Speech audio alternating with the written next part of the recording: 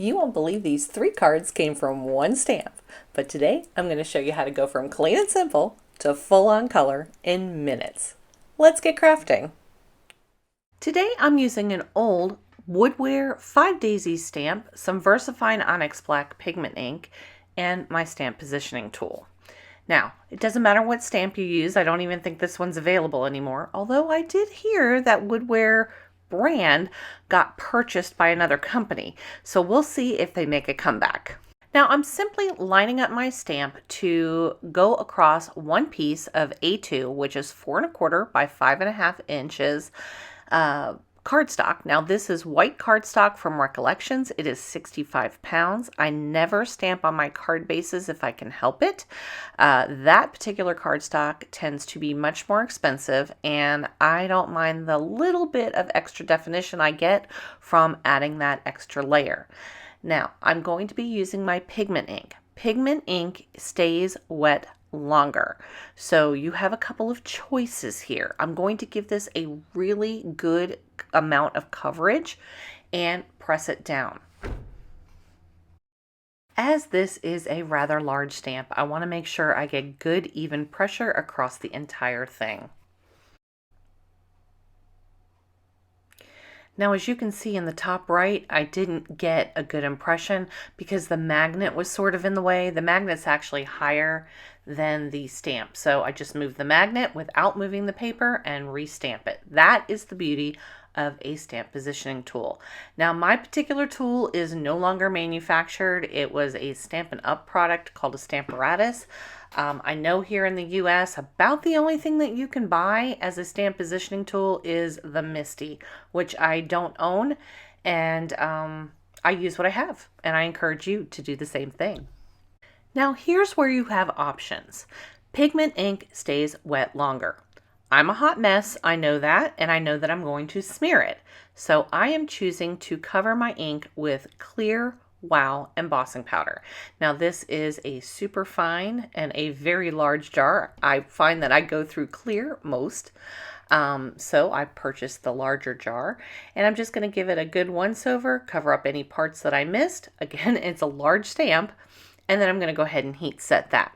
Your other option, of course, is to set it aside and let it dry on its own, or use a heat tool. If you're new to heat embossing, I use a piece of copy paper that I fold in half to kind of get a good funnel, so to speak, and then I just dump it right back into the container before I heat emboss and put that lid back on. I'm not gonna lie, I have heat embossed with the embossing powder simply sitting on my desk, and well, that didn't go out so well for me. So put it away before you heat emboss.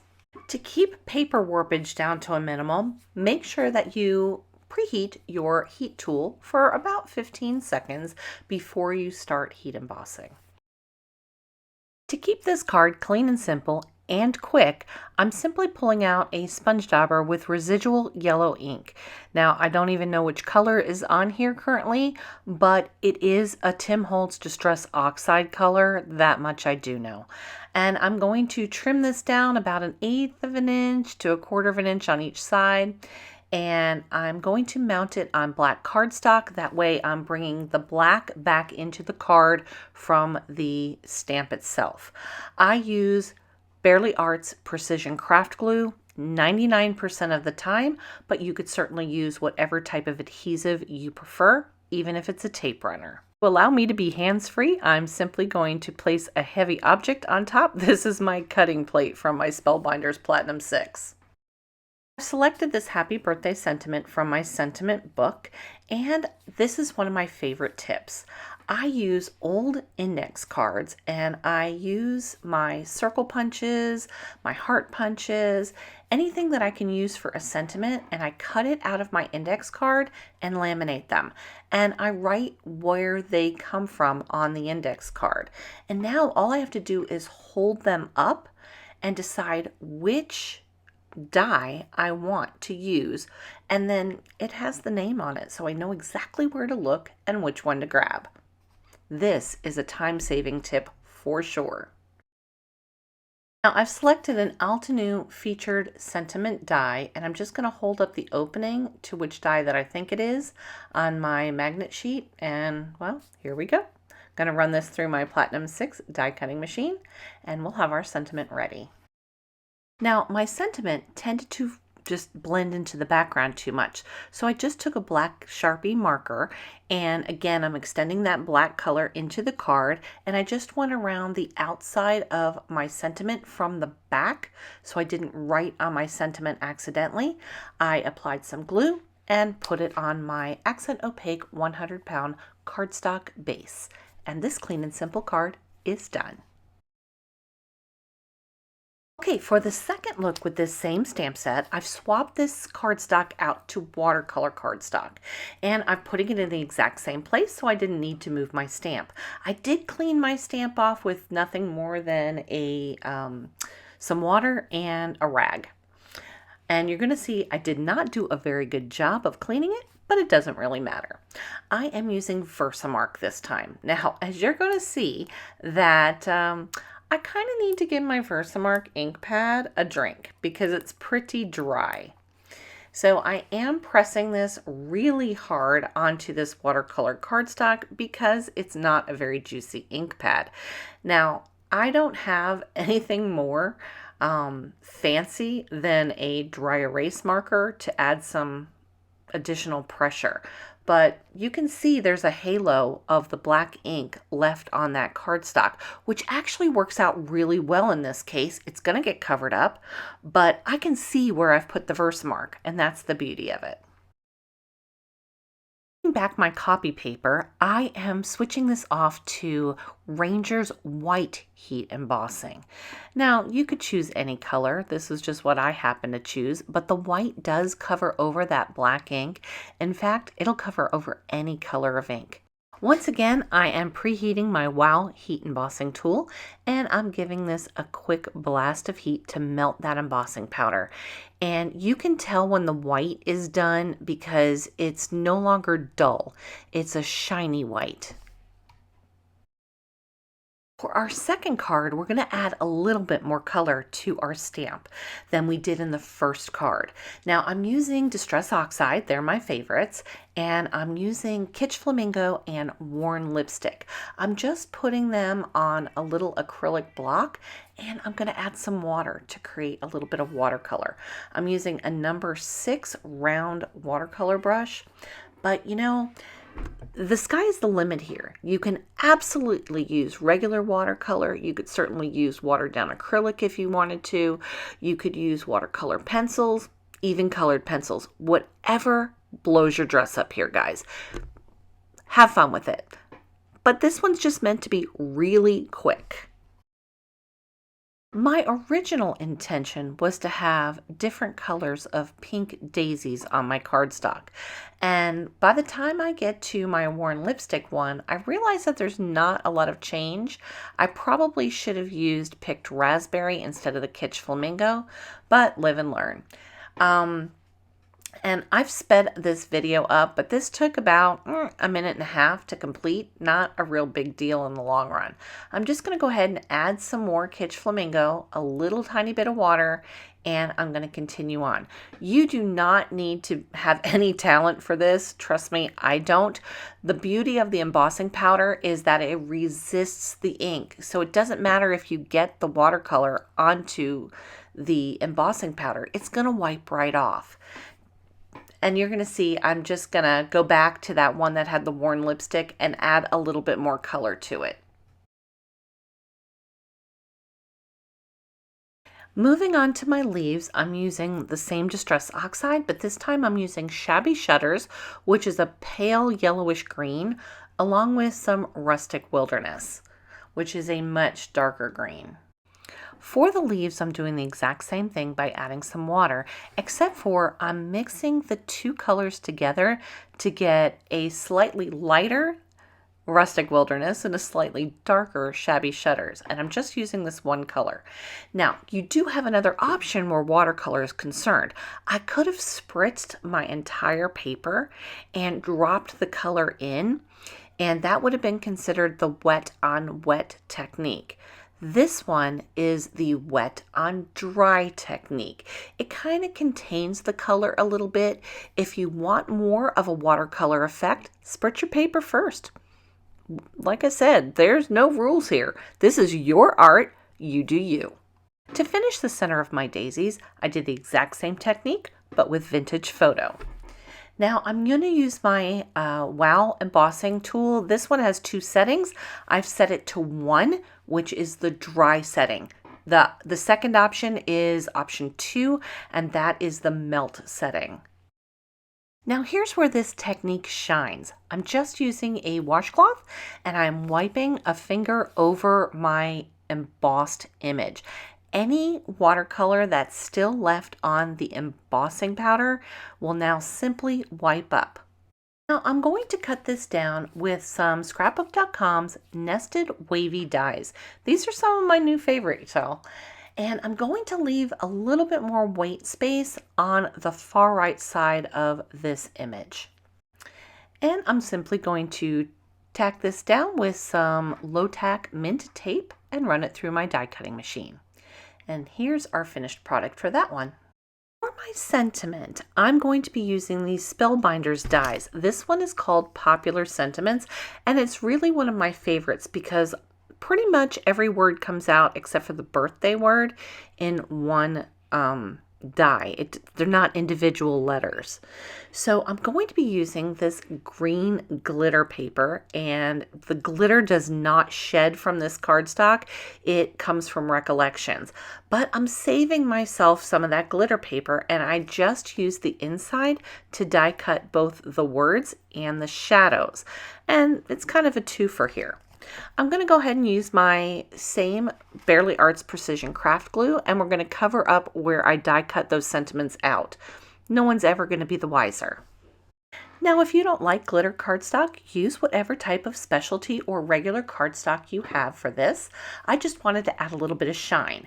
And since I cut my sentiments out, I have both the shadow.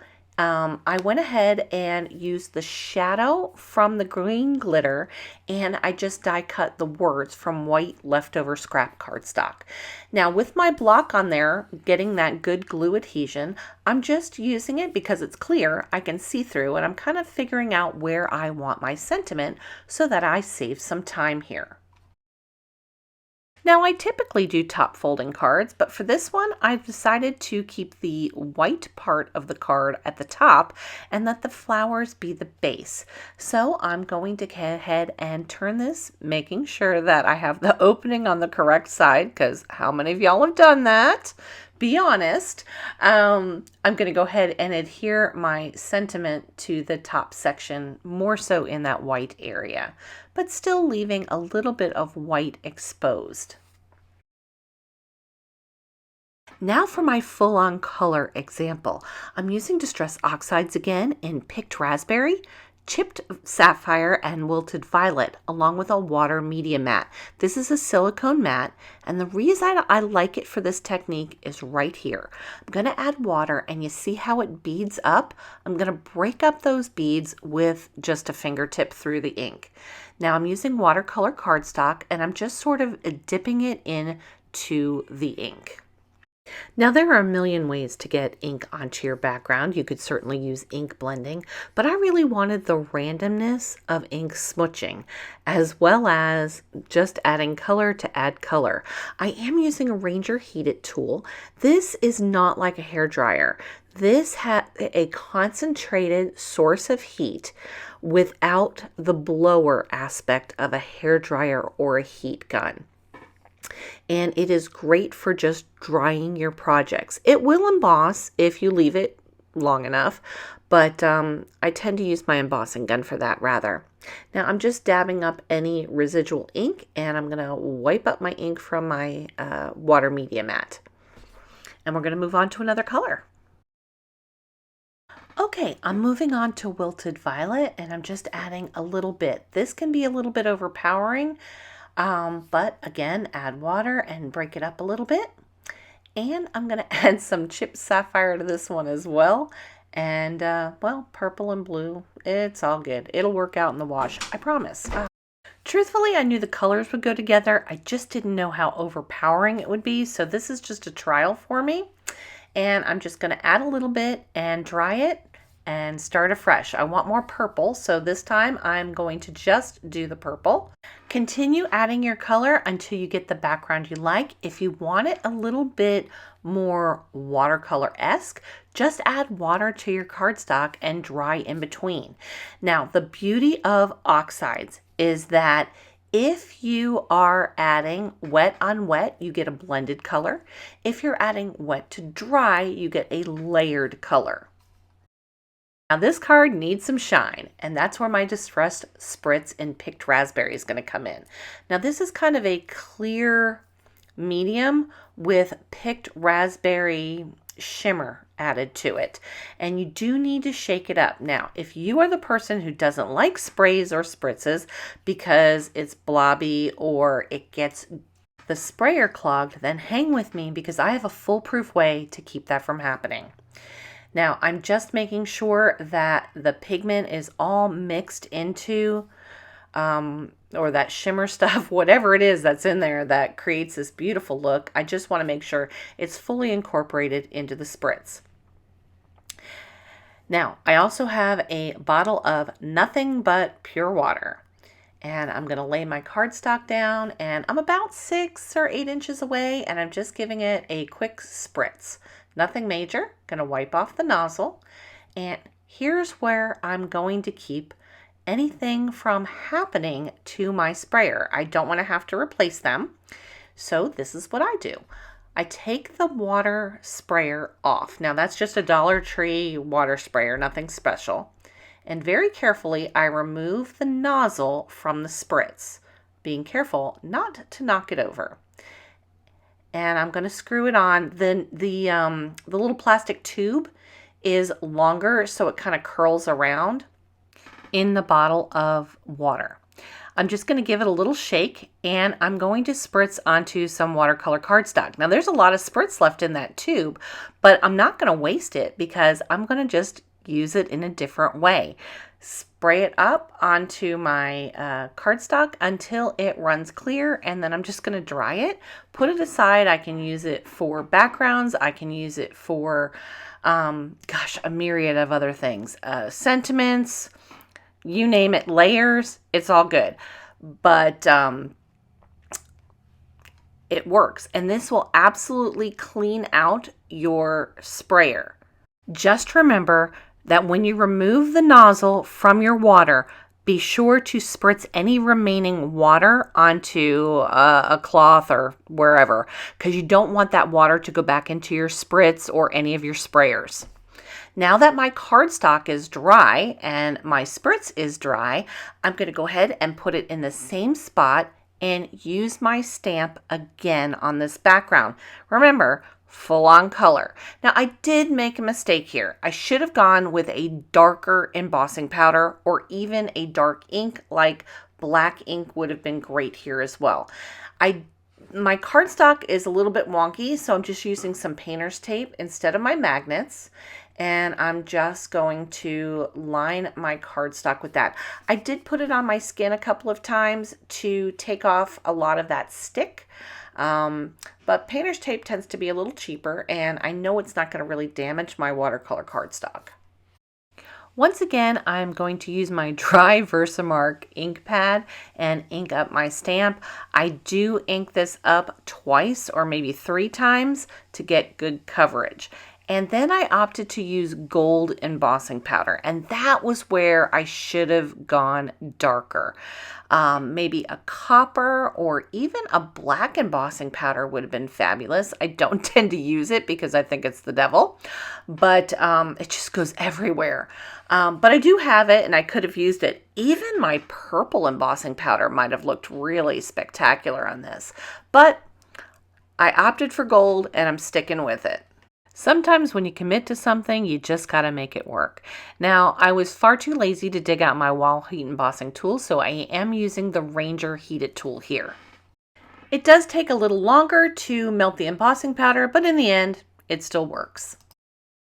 If you've been around my channel for any length of time, you know that I absolutely am not a fan of fussy cutting, and in this case I don't have a die. I had no choice. And I have to bring it clear up to the top of my face to be able to see it. And well, I wasn't going to make you suffer. Let's just put it to you that way. But it is beautiful. Now I have to decide on a background. I opted for a blue background, and I finished it off with Spellbinder's Champagne Smooth Discs for the center of my daisies. Looking back, we did our black on white with just a hint of color for our clean and simple. Our second look was a watercolor card with Emboss Resist as our technique and some glitter cardstock. And last but not least, our full-on color ink-smooshed look with gold embossing powder. My challenge to you is to use any single stamp with these 3 techniques and create 3 beautiful cards that are all yours. Post them to my Facebook page at Village Card & Crafts. But don't leave just yet. I've picked out some additional videos I think you're going to love. Until next time, I'll see you real soon.